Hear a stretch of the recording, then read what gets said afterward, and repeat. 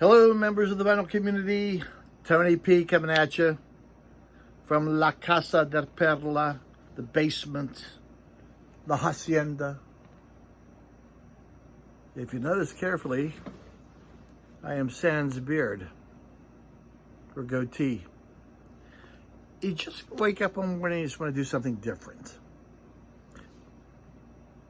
The Queen said you can always grow it back, hopefully. So, this is me au natural, so to speak. But, I digress. What do you think of that, Art?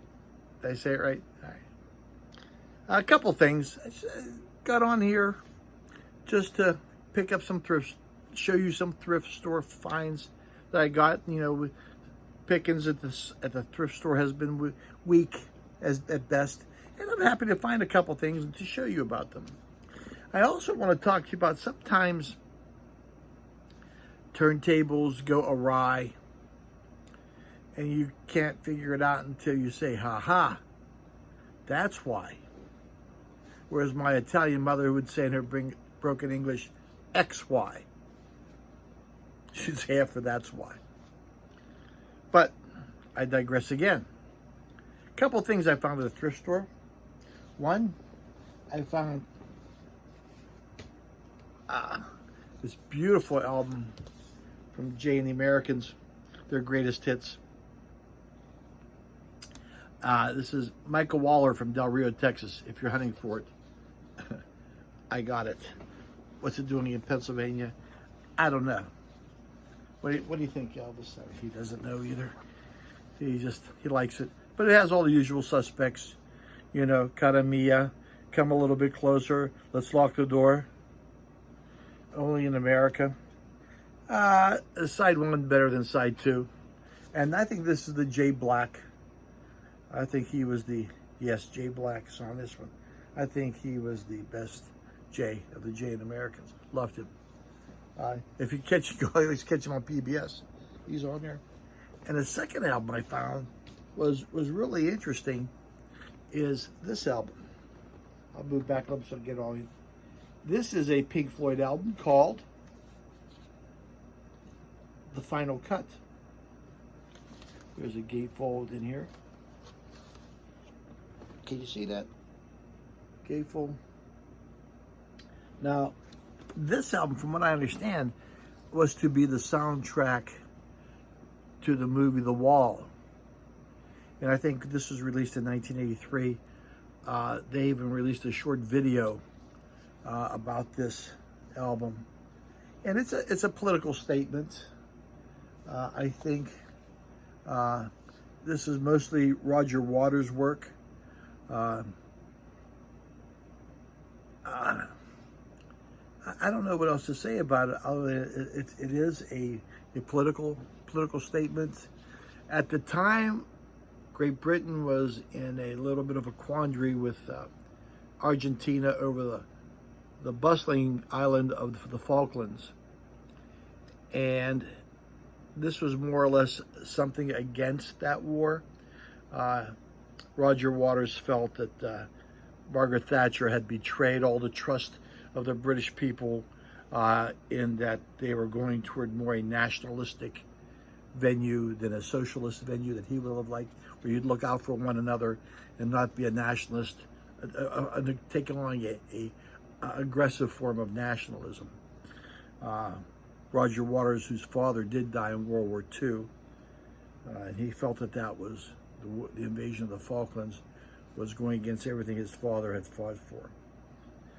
This is the first album. I think this is the last album where you'll see Roger Waters on.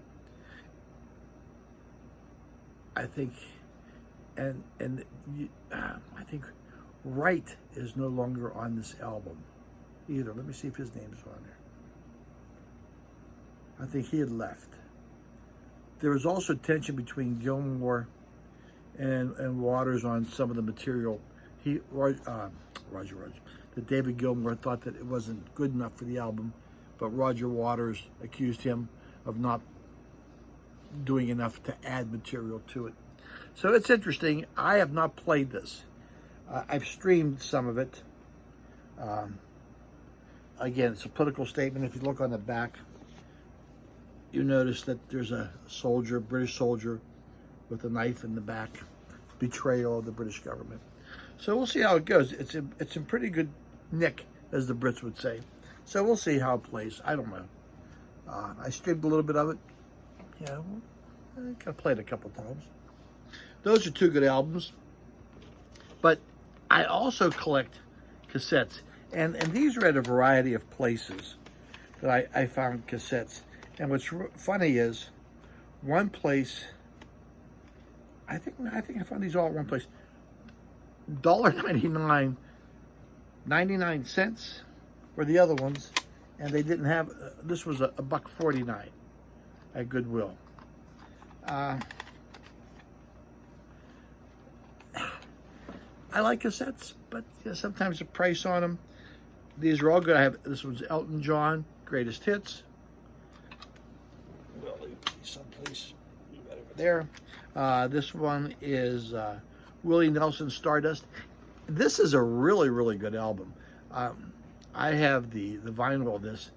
If you get a chance to pick that up, either cassette or album, or cassette or vinyl, pick it up. It's very, very good. This one plays really, really nice. This is Linda Ronstadt. I'm not going to pass Linda Ronstadt. This one is Nazareth, Hair of the Dog. If you don't believe me, it's on there twice. Whoever had this put it on it twice. I give you a little tip when you buy cassettes. Here's what I look for.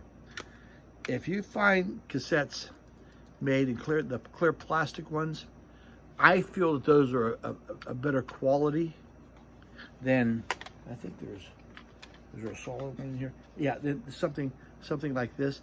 I don't think these are as good quality as the clear plastic ones. And what you have to look out for is when you get these, you notice that little pad is off center. So when I play, it's going to warble. That's the only impression I got of that.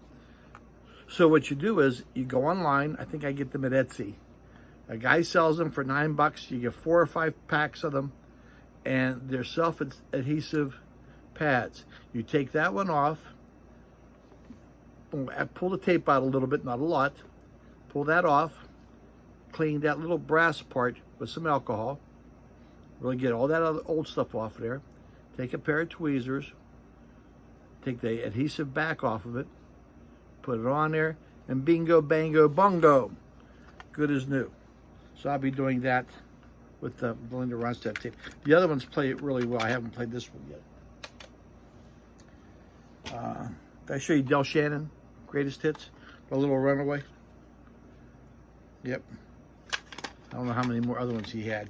I think Little Runaway, and what was the other one he had? Oh, Hats Off to Larry. Little Town Flirt.